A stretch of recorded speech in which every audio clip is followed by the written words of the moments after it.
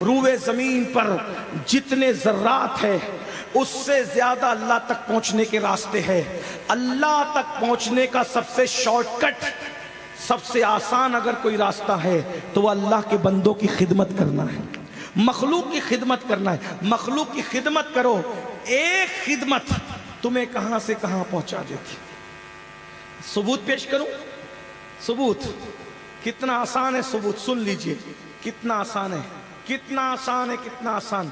ایک نچنیا جا رہی ہے، ناچنے والی، اور سمجھتے ہیں نا نچنیا، نچنیا جا رہی ہے، دیکھا ایک کتا ہانپ رہا ہے، کتا ہانپ رہا ہے، کتا ہانپ رہا ہے۔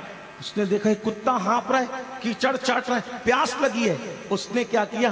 کنویں میں اتری، زینا ہوتا تھا پہلے کنویں میں اتری، اپنا موزہ چمڑے کا نکالا، پانی بھرا اور اس کتے کے منہ میں ڈالا۔ اللہ نے اس کی ساری زندگی کے گناہ معاف کر کے اس کو مقام ولایت عطا فرما دیا۔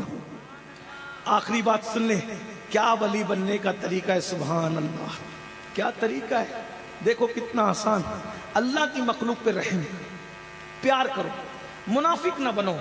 آج دوستوں سے بھی پیار نہیں کرتے ہم لوگ، بہت معافی کے ساتھ ایک جملہ کہوں، اپنی ماں سے بھی پیار نہیں کرتے لوگ، باپ سے بھی نہیں کرتے۔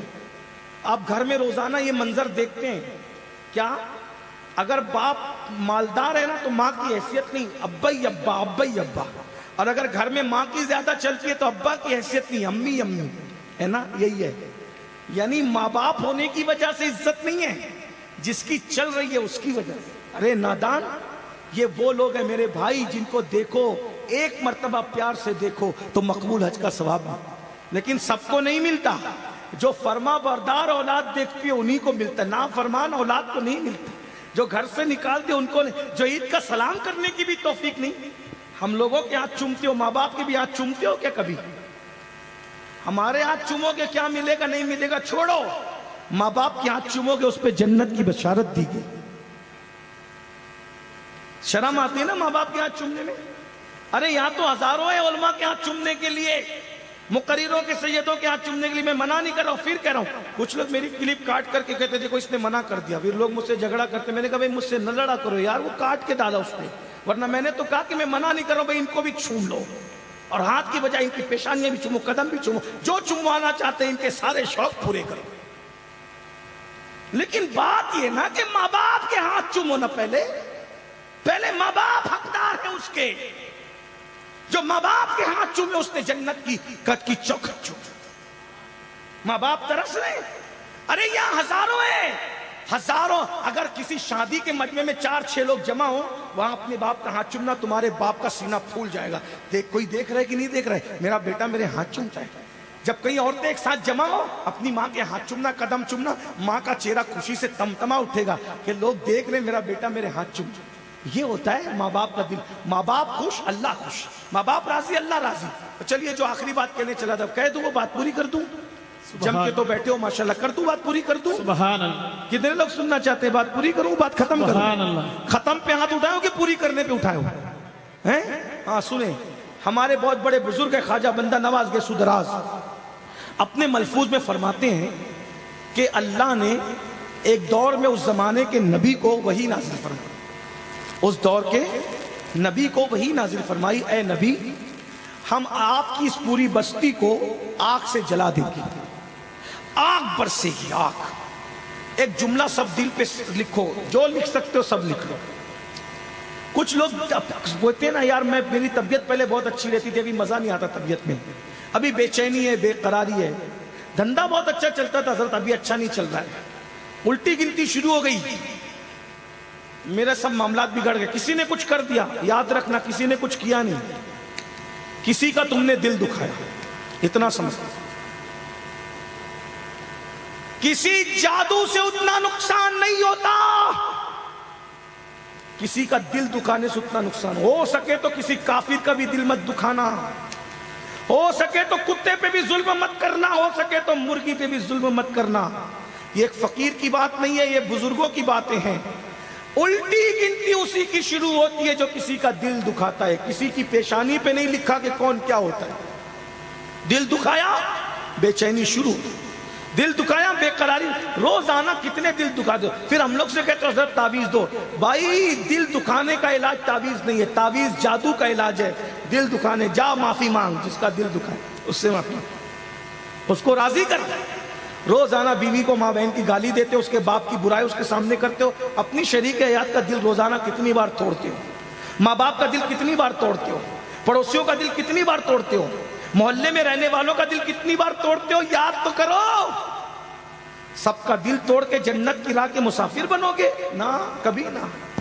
کعبہ توڑنے والا بھی مجرم ہے، اس سے بڑا دل توڑنے والا مجرم ہے، کیونکہ کعبے کو خلیل نے بنایا اور دل کو رب جلیل نے بنایا.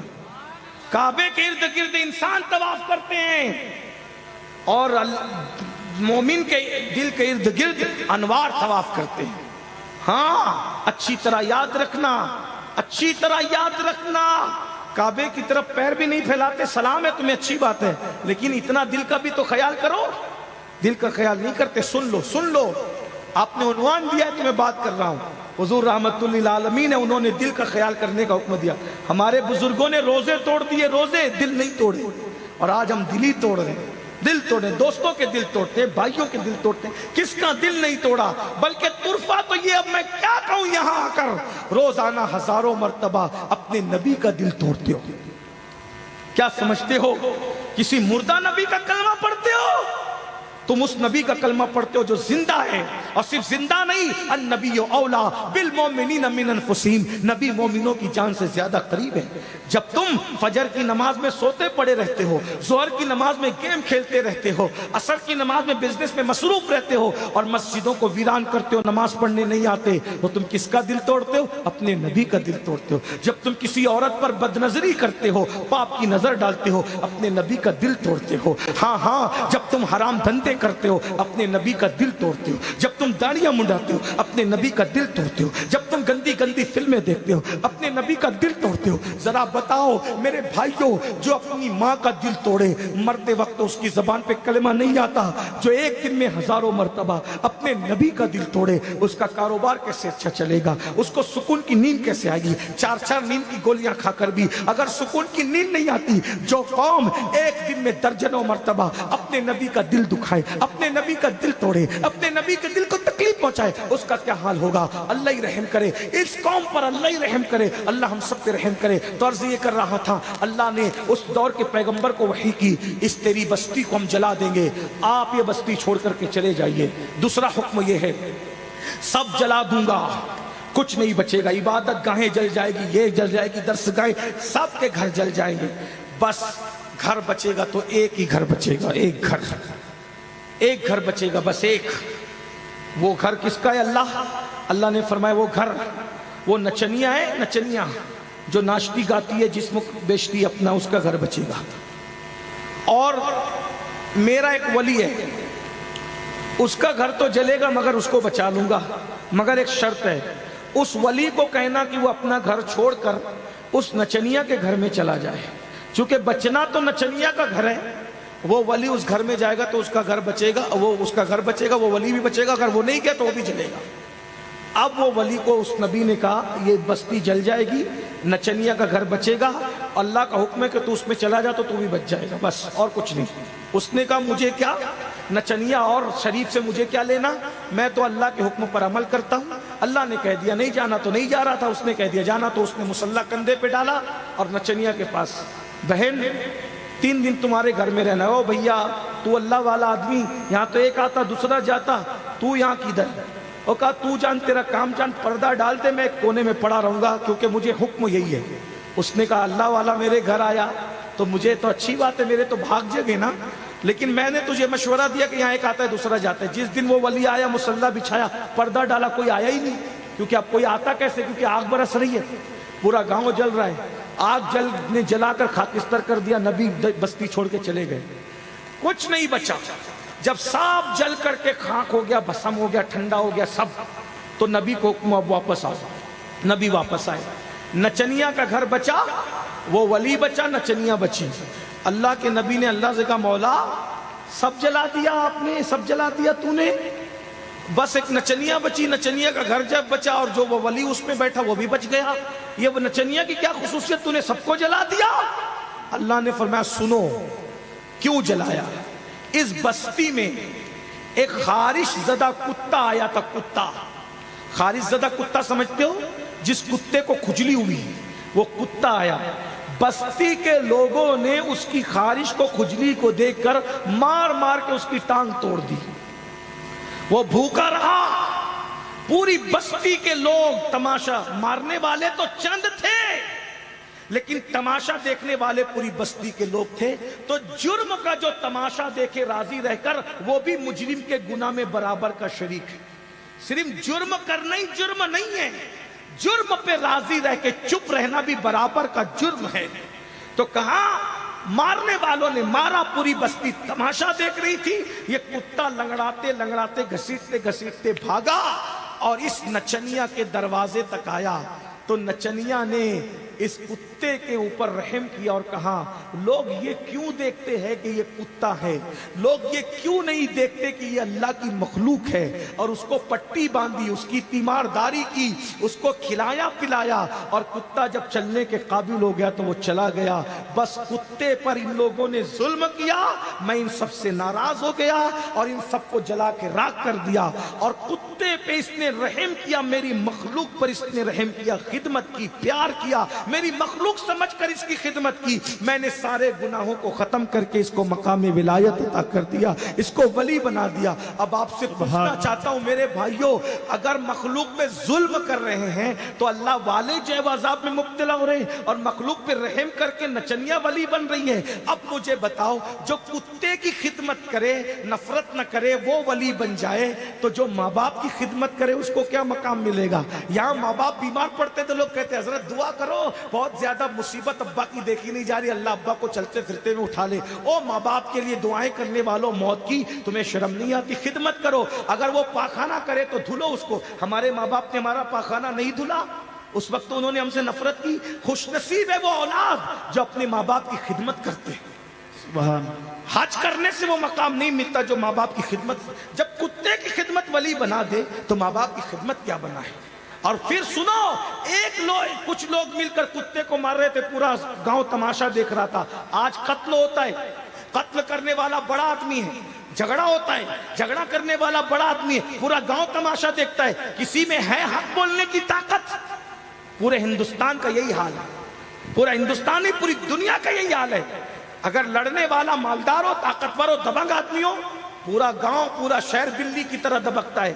حق بولو، جب تک حق نہیں بولو گے حق تک نہیں پہنچو گے۔ حسینیت کڑے پہننے کا نام نہیں ہے، حسینیت کالے پیلے کپڑے پہننے کا نام نہیں ہے، ظلم کے خلاف کھڑے ہونے کا نام حسینیت ہے۔ سچا حسینی وہی ہے جو ظلم کے خلاف کھڑا ہوتا ہے۔ امام نے بتایا اگر وقت کا بادشاہ بھی ظلم کرے گا اس کے خلاف کھڑے ہو جاؤ، یہ سر رہے یا تن سے جدا ہو جائے، ظلم کے خلاف کھڑے ہو جاؤ، اور پھر ظلم کے خلاف لڑتے لڑتے مر بھی جاؤ گے تو ظلم کرنے والے کا سر نیچے رہے گا، ظلم کے خلاف کھڑے ہونے والے کا سر اگرچہ نیزے پہ اٹھا، لوگ دیکھ رہے ہیں نیزے پر ہے، نیزے پہ نہیں، یہ قدرت بتا رہی ہے جو میرے لیے مرتے ہیں دشمن کے ہاتھوں سے ان کو ان سے اونچا کر دیتا ہوں۔ اور کہا گیا قتل حسین اصل میں مرگ یزید ہے، اسلام زندہ ہوتا ہے ہر کربلا کے بعد۔ آؤ دین سیکھو، دین پہ عمل کرو، حق بولو، حق زبردستی کچھ بھی مت کرو،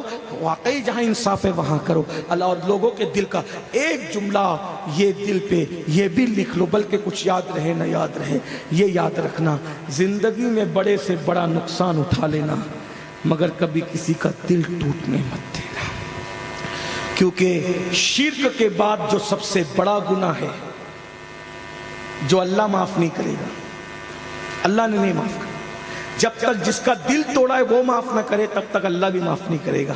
اس لیے میرے بھائیوں، کسی کا دل، آج کل کے لڑکے لڑکیوں کو پٹاتے ہیں، شادی کا لالچ دیتے ہیں، ان کے ساتھ زنا کر کے ان کا حسن چوس کر کے کہتے ہیں اب گھر والے منع کرتے ہیں۔ ہنسنے کی بات نہیں، اگر تمہاری بیٹی کے ساتھ ایسا ہوگا تو کیا ہوگا، تمہاری بہن کے ساتھ ایسا ہوگا تو کیا ہوگا، تمہارے گھر کی کسی بچی کے ساتھ، وہ بھی تو کسی کی بیٹی، کسی کی بہن۔